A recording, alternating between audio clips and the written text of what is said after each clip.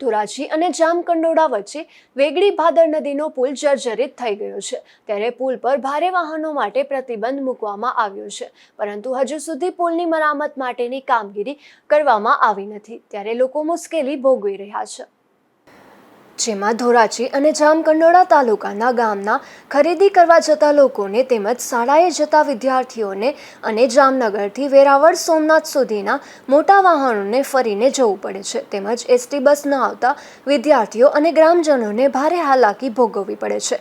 જામનગરથી વેરાવળ સોમનાથ સુધીના નાના મોટા વાહનોની અવરજવર માટે એકમાત્ર મુખ્ય રસ્તો વેગડીનો પુલ અને ભાદર નદીનો પુલ પર રોજબરોજ હજારો વાહનોની અવરજવર થતી હોય છે અને ધોરાજી અને જામકંડોળા વચ્ચેના ગામડામાં રહેતા લોકોને આ પુલ પરથી ભારે વાહનોની અવરજવર માટે બંધ કરવામાં આવેલ છે, જેથી એસટી બસ અને સ્કૂલ બસ નહીં આવતા વિદ્યાર્થીઓ અને વાલીઓને અને ધોરાજી જામકંડોળામાં આવવા જવા માટે મુશ્કેલીઓ વેઠવવાનો વારો આવ્યો છે। મારું નામ હારૂનભાઈ નૂરમલભાઈ, ગામ ઉમરકોટ। આજે વેગડીનો પુલ બંધ કરવામાં આવેલો, શું કહેશો? વેગડીનો પુલ બંધ કરવાથી અનેક લોકોને મુશ્કેલી પડે, સ્કૂલે જતા બાળકોને મુશ્કેલી પડે છે, આજુબાજુના ગ્રામ્ય વિસ્તારોને પણ તકલીફ પડે છે, મજૂર વર્ગને જાજે ભાગે ખરીદી હોય, જે ભાદર નદીનો પુલ વેગડી ગામ પાસે આવેલો મુખ્ય પુલ હોય, જામકંડોળાથી ધોરાજીના આવક જવા માટે અનેક વાહનોવાળાને મુશ્કેલી પડે છે। અને આમ તો આ રોડ જે રહ્યો એ રોડ ઉપર જે પુલ આવેલું છે એ સોમનાથ વેરાવળથી જામનગરનો મેન હાઈવે રોડ છે, એની માથેનું પુલ છે। જે પુલ જર્જરિત હોવાના કારણે બંધ કરી એના કારણે અનેક લોકોને મુશ્કેલીનો સામનો કરવો પડે છે। વિદ્યાર્થીઓને વિદ્યાર્થીઓને કેવી તકલીફ પડે? વિદ્યાર્થીઓને તકલીફ પડે છે, સ્કૂલે જવામાં ફરીને જવું પડે છે, 30 કિલોમીટર રન કાપવો પડે છે। હાલ જે રેલિંગ નાખવાનું કહે તમે શું કહેશો?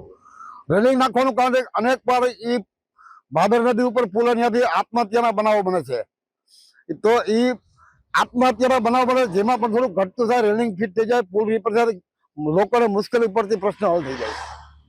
મયુરભાઈ સરવૈયા, ઈશ્વરિયા ગામનો વતની છું। મારો છોકરો LKGમાં ભણે છે। હવે રોજ અપડાઉનની ભારે તકલીફ થાય છે। વેગડીનો પુલ બંધ હોવાને કારણે ભારે વાહનો માટે હવે બસ કે આવતી નથી, મોટા વાહને આવતા નથી, જેના લીધે મારે હાલાકી એ પડે છે, કાયમ જો લેવા જવું પડે અને મૂકવા જવું પડે છે।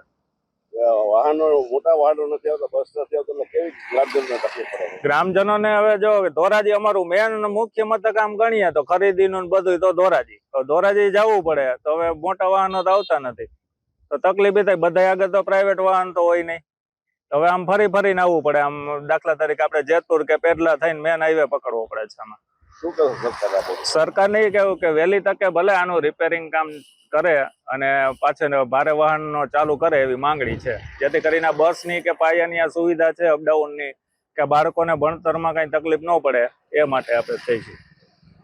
મારું નામ સરફરાજ સાજીદ બકાલી।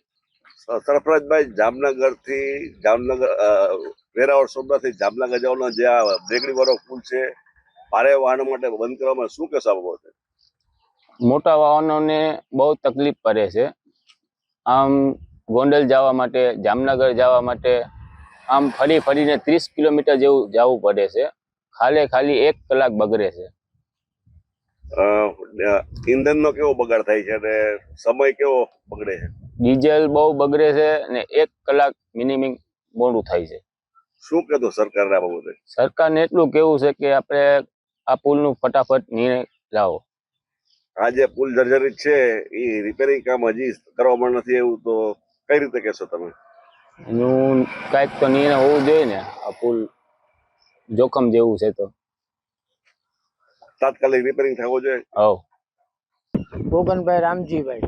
ગોગનભાઈ, તમે ક્યાંથી આવો છો અને કેવી તકલીફ પડે છે? આ ભાદર નદીનો જે પુલ વેગડીનો છે બંધ કરવામાં આવે, શું કહેશો આ બાબતે? પુલ બંધ કરવામાં આવ્યો છે એટલે અમારા વિદ્યાર્થીઓ, અમારા છોકરાઓ દરરોજ હેરાન થાય છે, કારણ કે બસો આવતી નથી, એટલે અમે નિશાળે અમારે મૂકવા જવા પડે છે। આવી થોડીક પરેશાન છે અમારી, એટલે પુલ ચાલુ કરાવો, રિપેર કરાવીને તો સારું કહેવાય। કેવી તકલીફ પડે, કેવું ફરી જવું પડે? અરે બહુ જાજુ ફરવું પડે છે, કારણ કે આમ કંડોળા અમારે 18 કિલોમીટર થાય, આમ ધોરાજી 7 કિલોમીટર થાય, એટલે આ બધા ગામડા વાળા હેરાન છે બહુ।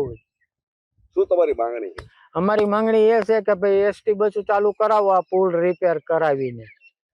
અને આ વેગળી પુલ ઉપરથી અવારનવાર આત્મહત્યાના બનાવો બન્યા કરતા હોય છે, જેથી પુલનું તાત્કાલિક સમારકામ કરવામાં આવે અને આ પુલ ઉપર લોખંડની રેલિંગ બનાવવામાં આવે, તેથી આ પુલ પરના આત્મહત્યાના બનાવો બનતા રોકી શકાય તેવી માંગ ઉઠી છે. વિમલ સોંદરવા, ગુજરાત ન્યૂઝ, જેતપુર.